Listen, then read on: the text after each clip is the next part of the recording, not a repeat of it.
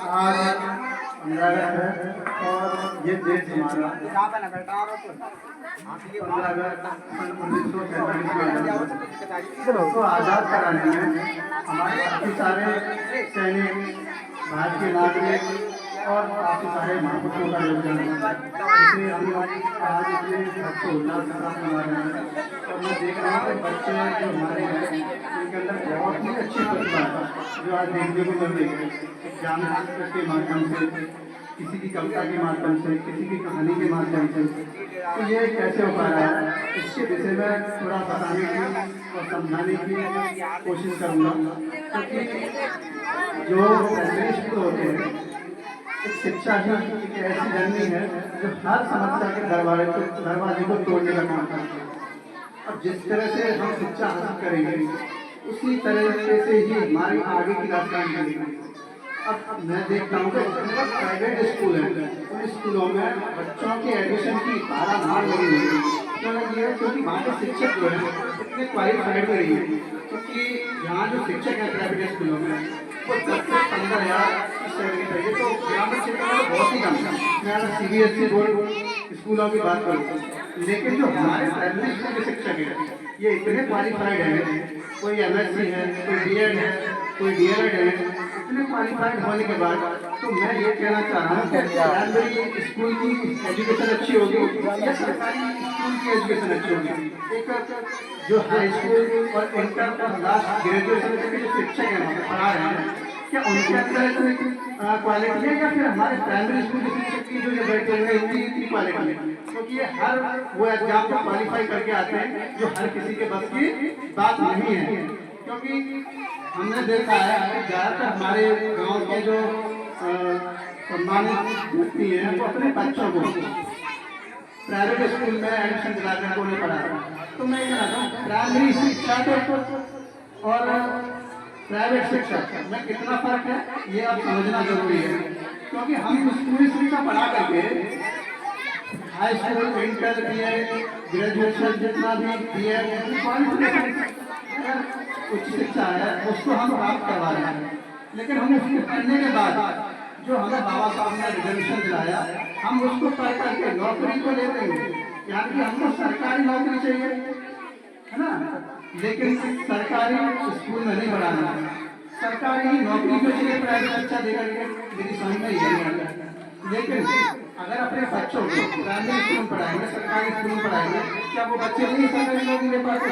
अधिकतर भारत में जो सर्वे हुआ है, सरकार ने सर्वे कराया था 2021 में, शायद ही किसी को जानकारी है तो उसको बताया सरकारी गवर्नमेंट जो जितने बस सरकारी पद हैं 4th क्लास से लेकर के और उच्च क्लास तक यानी A ग्रेड से B ग्रेड से लेकर के A ग्रेड से जितने बार पद भरे गए वो जितने बार पद भरे गए वो बोर्ड विद्यार्थी थे जिन्होंने सरकारी स्कूल में और सरकारी विद्यालयों से और सरकारी महाविद्यालयों से शिक्षा प्राप्त की।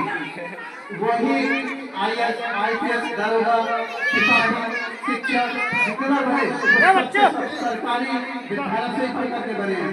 एक हमारे यहाँ को हमारे मदापुर में जज बने हुए हैं, डिस्ट्रिक्ट जज, वो 2013 में जज बने हुए थे। उन्होंने शिक्षा कहाँ से प्राप्त की? मदापुर प्राइमरी स्कूल से। ग्राम उदय को प्राइवेट स्कूल तो है नहीं, सबको पता है हमारे गांव का अधिकतर बच्चे पढ़ रहे हैं। मैं वहाँ से पढ़ा है, वहाँ से मैंने 10th किया है, वहाँ से पढ़ करके। और वो जनकल्याण जो इंटर कॉलेज है जिसे कैडेट कॉलेज बोल चुके हैं, क्योंकि हाई स्कूल तक ही वो सरकारी है, जिसके बाद जो 12th की मान्यता मिली है वो एक कैडेट के माध्यम से मिली हुई है। वहाँ से पढ़ करके वो व्यक्ति एक जज बना। और हमारे यहाँ से ही, हमारे गांव से ही जो अब एक TCS अधिकारी है, शायद तुमने किसी ने देखा नहीं होगा उनको, जिनका नाम रजनी सिंह है, वो हमारे गांव से है। उन्होंने जनकल्याण से शिक्षा प्राप्त करी है, प्राइमरी स्कूल से शिक्षा प्राप्त करी है और वो आज प्रोजेक्ट मैनेजर के पद पर है TCS के थ्रू। जितने बार अधिकारी लोग हैं, जितने बार हमारे समाज में है, वो सब प्राइमरी से लेकर के अपर शिक्षा को लेकर के वो सब सरकारी स्कूल से प्राप्त किया, तब जाकर नौकरी मिली है। जितने बार प्राइवेट स्कूल में, क्योंकि हमको प्राइवेट शिक्षा तो चाहिए लेकिन नौकरी सरकारी चाहिए। क्या तुमको अधिकार है? अगर तुम प्राइवेट स्कूल में भेजना चाहते हो तो प्राइवेट नौकरी को ले लो, सरकारी को चाहिए। सरकारी तुमको अस्पताल नहीं चाहिए, प्राइवेट स्कूल में जाओगे, प्राइवेट हॉस्पिटलों में जाओगे, प्राइवेट हॉस्पिटल में हमारे लिए सिर्फ पैसा लगने के लिए बैठे हुए हैं, यहाँ की अच्छी सुविधा अच्छी इलाज के लिए। सरकारी हॉस्पिटल में क्वालिफाइड डॉक्टर होते हैं जो दिन रात आँखें खोल करके पढ़ करके तब क्वालिफाइड होते हैं, तब उसमें आयोग के द्वारा चयनित होते हैं। तो क्या वो इलाज सरकारी अच्छा कर पाएगा कि प्राइवेट वाला अच्छा कर पाएगा? एक तो सस्ती इलाज तुम्हारा और प्राइवेट में कितना महंगा है। तुम्हारी जमीन और प्लॉट जो भी होता है तो गंभीर बीमारी बन जाए तो वो भी बिक जाता है, क्योंकि बचाना है पेशेंट को।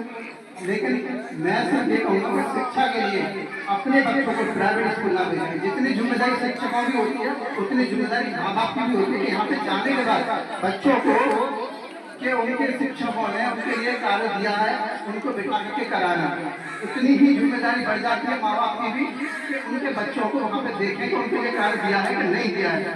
तो मैं सिर्फ यही समझाने की कोशिश करूँगा अपने बच्चों को प्राइमरी स्कूल में ही एडमिशन कराएं, क्योंकि सुनने में आया कि सरकार फिर अब तो सरकार ने फैसला वापस ले लिया है, क्योंकि काफ़ी सारे लोगों ने उसका विरोध किया, काफ़ी सारे लोगों ने उसका विरोध किया, जिसमें विपक्षी दलों ने कुछ नेताओं ने उसका विरोध किया। बंद हो गए उन्होंने कर ली परसों रहेंगे।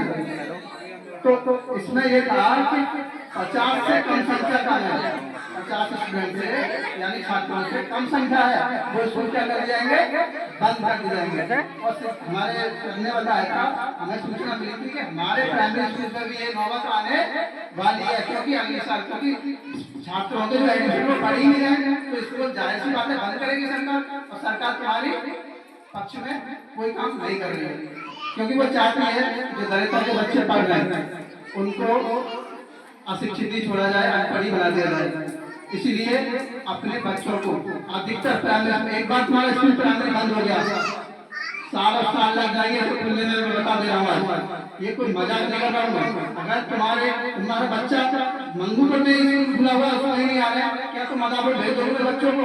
छोटे छोटे बच्चे नहीं भेज पाओगे, क्योंकि चिंता लेने लगी है, पता नहीं कौन सी घटना क्या घटना कब ग्रस्त हो जाए बच्चों के साथ। तो मेरा कहना यही है कि सभी मेरे ग्रामवासी, मेरे सम्मानित ग्रामवासियों से और उनके पेरेंट्स से यानी कि माता पिता से अनुरोध है कि अधिक से अधिक स्कूल में एडमिशन कराएं ताकि ये स्कूल बंद होने से बच पाए। बस मैं यही कहूँगा। जय भीम, जय भारत, जय संविधान।